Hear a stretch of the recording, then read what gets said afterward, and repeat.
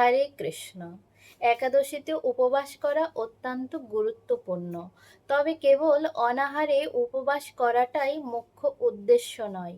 ভগবান শ্রীকৃষ্ণ বা গোবিন্দের প্রতি অধিক শ্রদ্ধাপরায়ণ বা প্রেমপরায়ণ হওয়াই হচ্ছে ব্রতের মূল উদ্দেশ্য বা লক্ষ্য।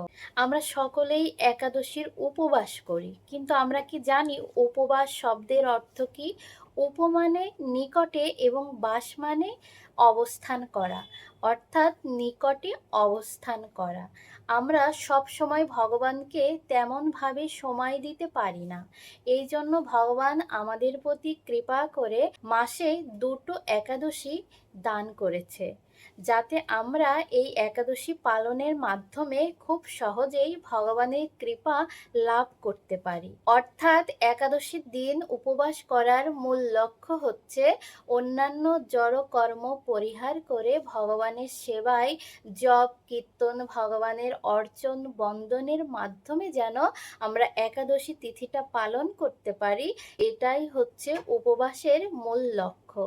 কিন্তু আমরা যদি একাদশী ব্রত করে এগুলো না করি, শুধু না খেয়েই থাকি, তাহলে কিন্তু তাকে একাদশী পালন বলে না। তাই সকলেই এই একাদশী ব্রত পালন করুন এবং অন্যকেও পালন করতে উৎসাহিত করুন। হরে কৃষ্ণ।